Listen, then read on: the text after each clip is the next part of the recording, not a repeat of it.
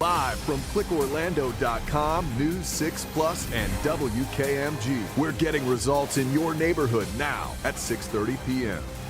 Good evening. This is News 6 at 6:30, getting results. Thank you so much for joining us here live on News 6 Plus. I'm Ginger Gadsden. And I'm Justin Warmouth. A Central Florida family is still in shock after a postal worker shot and killed Kevin Hines while he was working at a processing facility outside of Houston. Hines is from Deltona and his family is just devastated. News 6 reporter Jarrell Baker spoke with his son and family. Anybody that need help, he'll probably, joke around and say, no, I'm not gonna help you, but he's still gonna help. Always had advice for everything, He'll give the advice and not take the advice. Yeah. Kevin Hines' family describes him as a loving father and a passionate motivator. Always pushed me to, be better. There was never no limit to, He's always said, you can do better. Yeah. You can keep going, do better, don't give up. But now his son, Marquise, will have to live without one of his biggest supporters.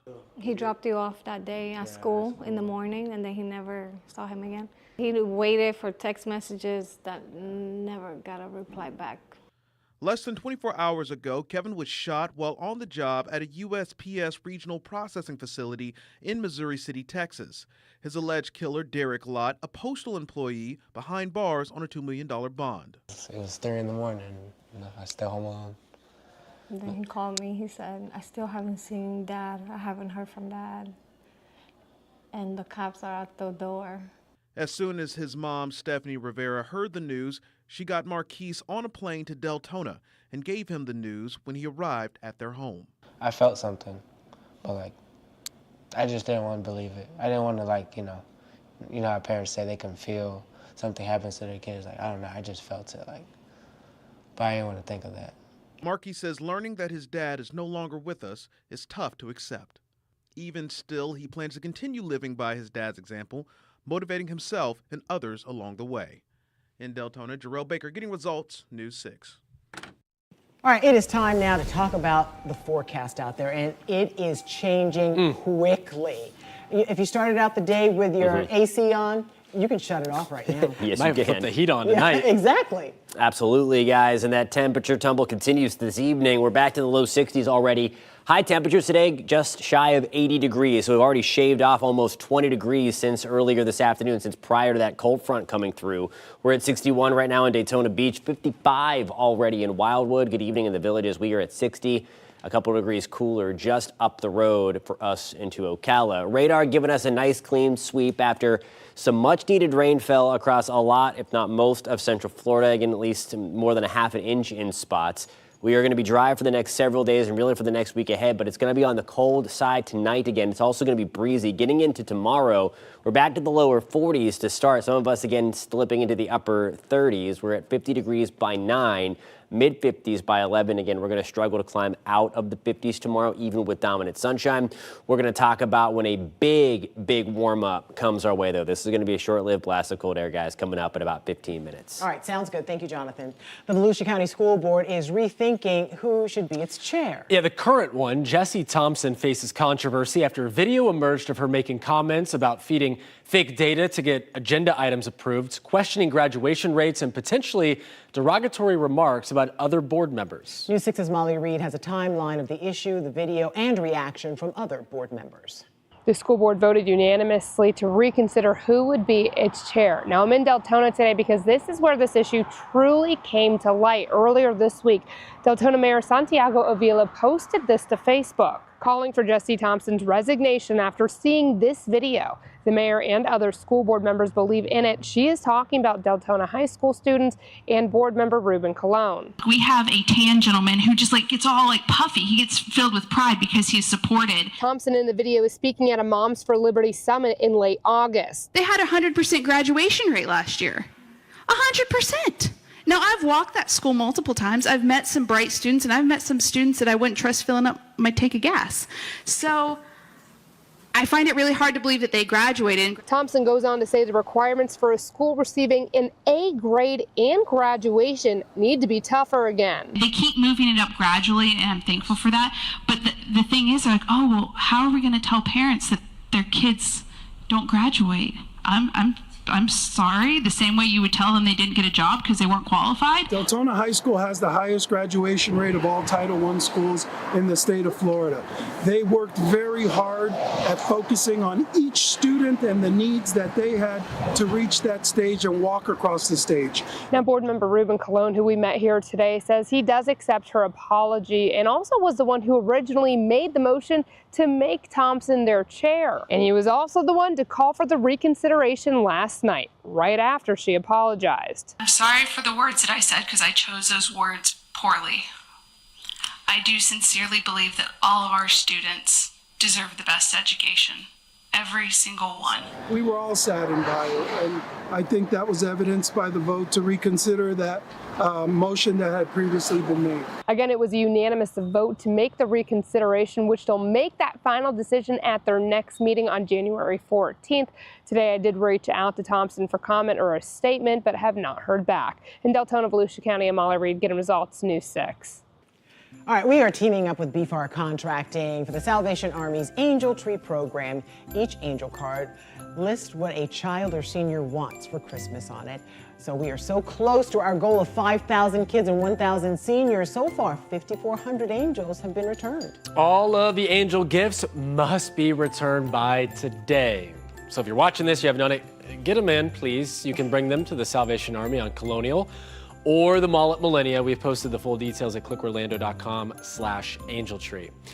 Orlando's International Drive is famous for its attractions, but this season it's transforming into something even more special, a pathway to holiday joy. I love this. Businesses along I-Drive and next door are helping the Salvation Army bring Christmas to 533 kids through the Angel Tree program. News 6's Angie Casada takes us on a holiday tour of generosity. Here on I-Drive, it's not just about the lights and decorations. These little tags on the Salvation Army Angel Tree represent children in need, kids hoping for a brighter Christmas. And this year, businesses along this bustling corridor are stepping up to make that happen. Well, as representative for the hospitality industry, it is to get the community together to ensure that no child went without the wish come true. Understand? We want to make sure that every child gets the smile and accepts our donations from the bottom of our hearts. From hotels to restaurants, businesses are partnering with the Salvation Army to collect toys, clothes, and essentials for local children. This year, they collected more than 2,000 socks for those in need, all ahead of Distribution Day. Angels on I-Drive is a community effort that's making a big difference. Volunteers are sorting through all of the donations from toys to clothing, making sure every child's gift is granted. And it's not just about the gifts, it's about hope. Our biggest opportunity is working with all the district partners on the drive. They are so generous with everything that they provide, and our hope is that every child gets to have a Christmas this year in Orange County.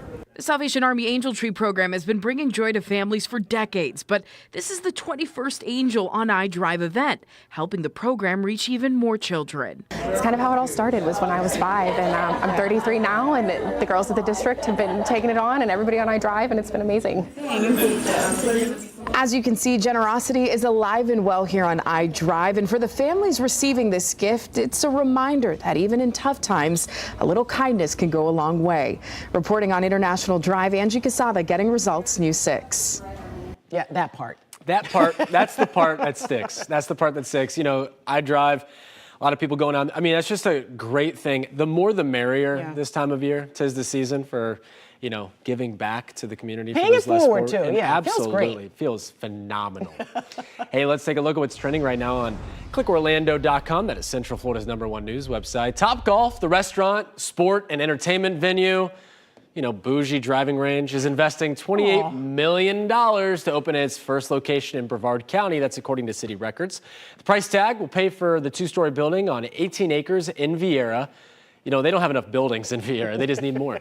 On the north end of Bromley Drive and minutes away from the Avenue Vieira Shopping Center. And you can expect the classic features of Topgolf with 64 hitting bays, an outdoor patio, restaurant, bar, and video wall. Topgolf will hire 150 people to build the venue, and it will hire 200 people once it's open. This will be the 11th Topgolf in Florida. I love playing there because I feel like your skills translate to the real. Sure. No, they do.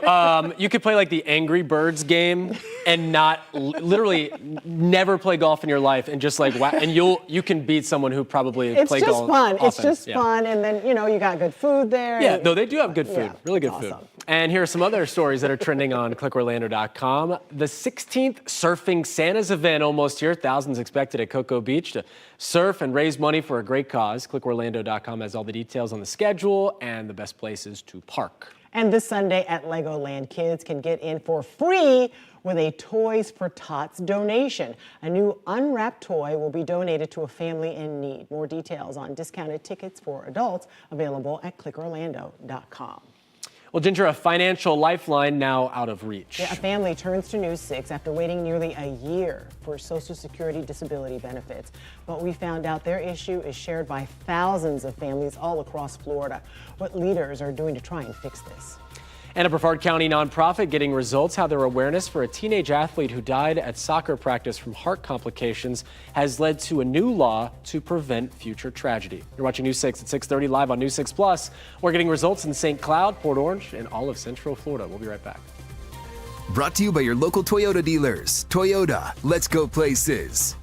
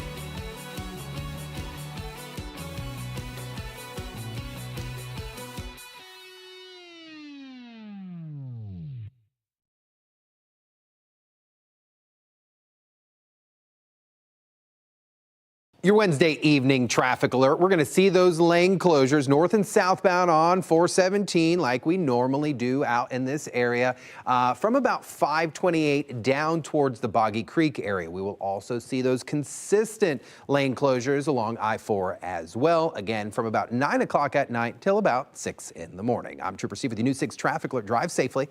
I'll catch you in the morning.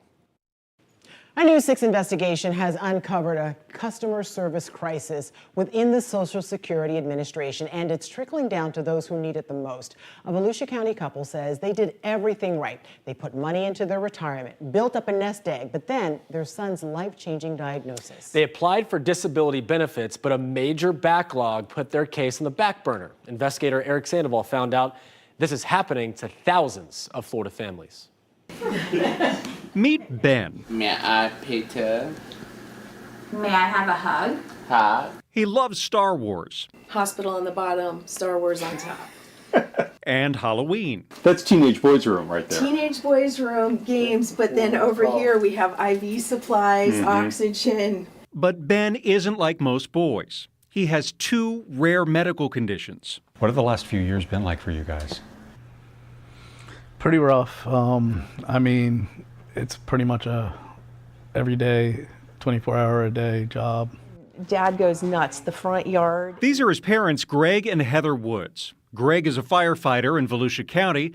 Heather was a teacher.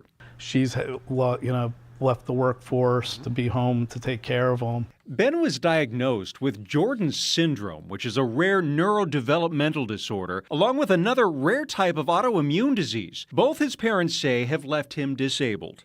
He has seizures. Yes. He had one right before we got here. Yes. Usually 2 to 3 a day. The Woods applied for Social Security disability benefits last December. So I would check on it, and basically you would see like it's at 30% and 35%, and then all that disappeared. So I went over to Social Security over in DeLand and basically was told, well, sorry, it's at the state level. The state told Greg Ben's application is in the file, along with all of their other backlogged cases. It must be incredibly frustrating.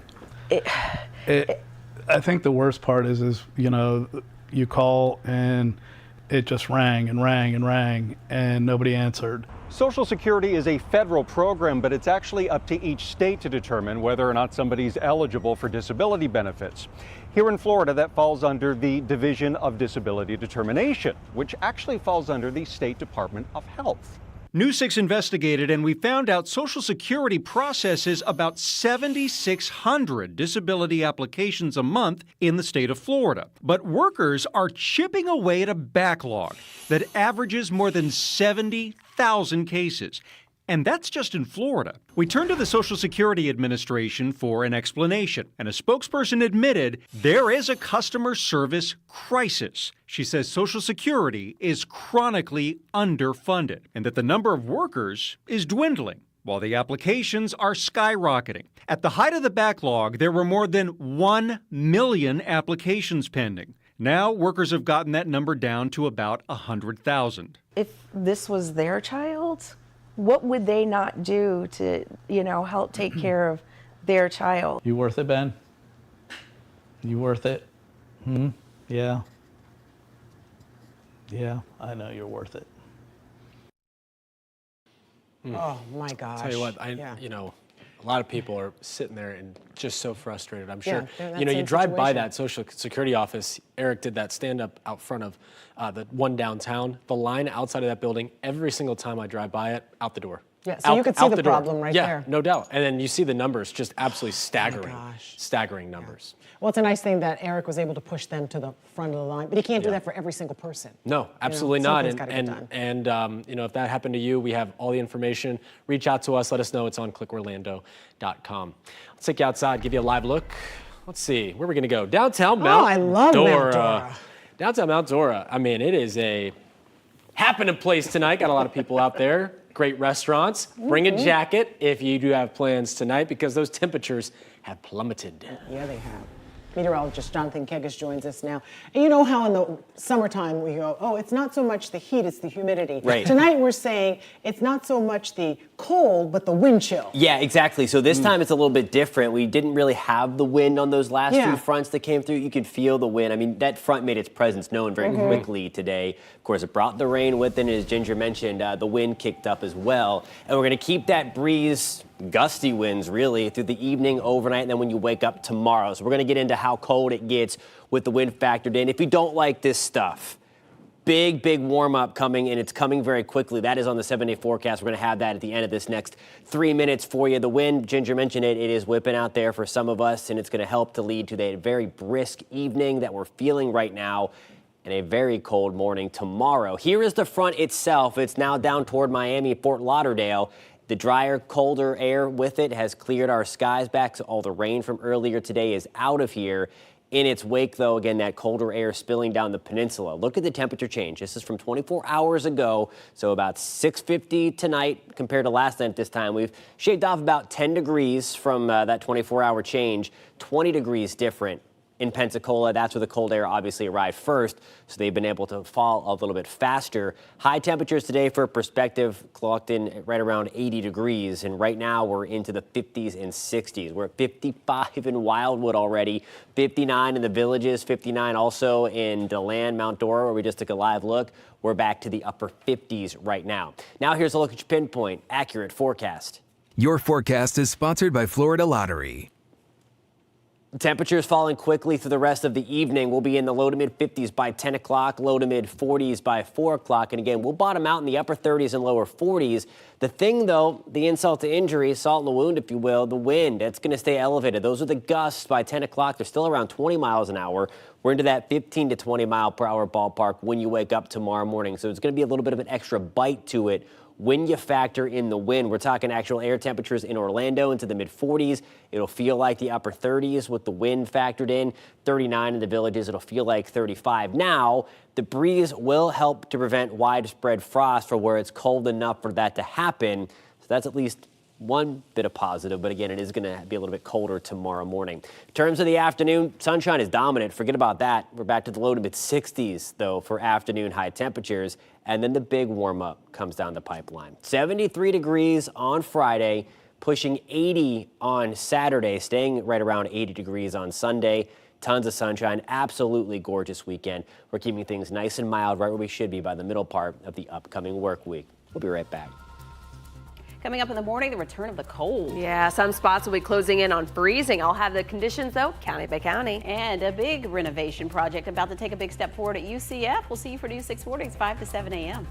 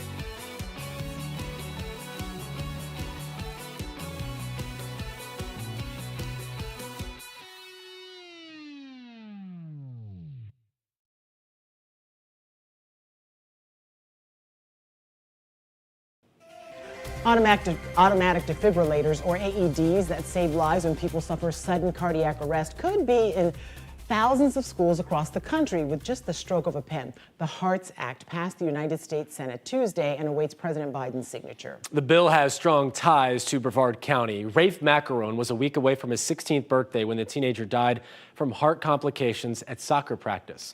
There was no AED. But now, as News 6's James Barbero tells us, Rafe's memory has turned into results for young athletes. Evan Ernst was Rafe Macaron's teammate, one of his close friends. Evan were standing on the fields of that tragic day back in 2007. All these years later, to now have a new law before the United States president. I imagine this must feel like a crowning achievement for the movement. It's pretty surreal. The field we stand on, James, is the field where our teammate Rafe's ashes are buried. It's really an honor to know that Rafe's legacy and the legacy of hundreds and thousands of kids who've lost their lives to sudden cardiac arrest are continued through this bill. And continuing the effort, there is more awareness yet to be raised, right? Like, this is just the start of maybe raising more awareness on a national level now. Absolutely, absolutely, yeah. The hope, James, is that this will be a historic investment into saving lives in public schools that'll provide tens of thousands of AEDs, CPR, and heart screenings for thousands of school districts. Through everyone who he's touched through his story, if you could talk to Rafe today, what would you say to him? So what I would say to Rafe is, thank you for the gift of perspective at such a young age on what really matters in this world, the eulogy, virtues, and values that he's given a bunch of best friends who've carried on this fight for over a decade. This is Ted Kimmy of Cocoa Beach High School, the athletic director. Rafe would be in his 30s if he were alive today, Ted. For the children who you oversee playing the sports now, how has his story had an impact on them? I know there's mandatory CPR lessons now. I know there's mandatory heart screenings for athletes in Brevard schools. Our coaches are also mandatory required to complete the sudden cardiac awareness course so that they're trained on the signs and what to do in the case of a situation so they can react accordingly. Is it your belief that lives have been saved? No doubt about it, no doubt. In Cocoa Beach, Brevard County, I'm James Sparvero, Getting Results News 6. Yeah, what's so nice is that Rafe's memory is alive, and it's also saving the lives, potential lives of other people. Bravo to them for his friends, and I know Rafe would certainly be proud of what they stand for and what they've been doing to prevent this from happening again. You just have to imagine the horror in watching one of your best friends just at soccer practice, just being a 16-year-old. And even if you just use that thing one time, it's worth it. Mm-hmm. Well, thank you so much for watching News 6 at 6:30. Stream News 6 online anytime on our News 6 Plus Smart TV app. We break news on clickorlando.com. See you back at 11.